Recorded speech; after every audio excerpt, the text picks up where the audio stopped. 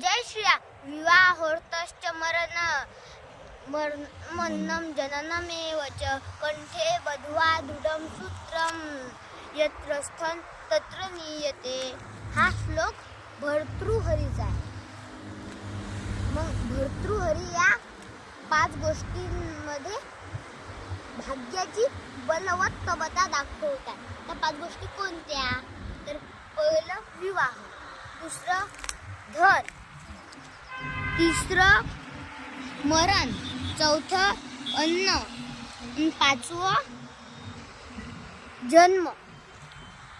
मग तुम्ही म्हणता की आपल्याला कसं काय जातो मग आपण तटी? तसं घराले कसं गयाले एकदम पॅकट तोर बांधून आपल्याला जटी नेणं असते, आपण तटी नेतो. तसं आपल्याला भाग्य ह्या 5 गोष्टी आपल्या तटी असल्या, जटी असल्या तटी बरोबर नेते.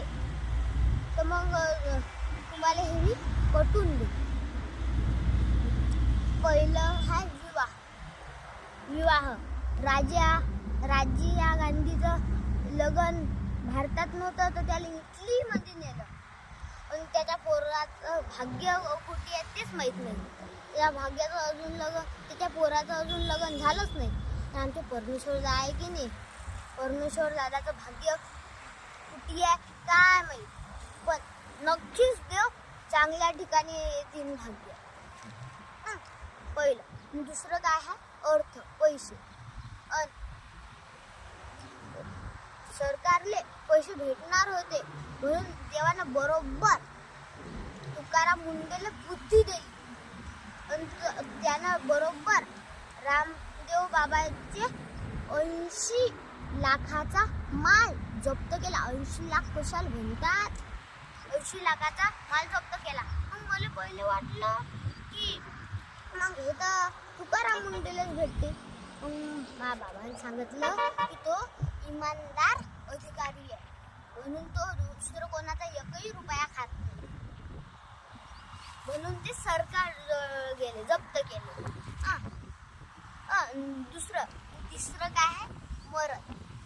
राजीव गांधीचं मरण पृथ्वीवर नव्हतं तर त्याला ढगात नेलं आणि तो मेला. आणि चौथं आहे अन्न.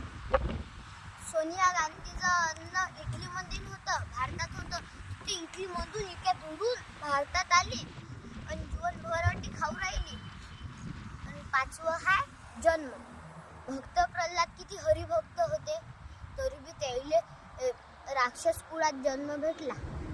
भाग्य तसं असते तसंच होते. आणि या श्लोकाचा अर्थ कड्या की नाही कड्या? कड्या जय श्री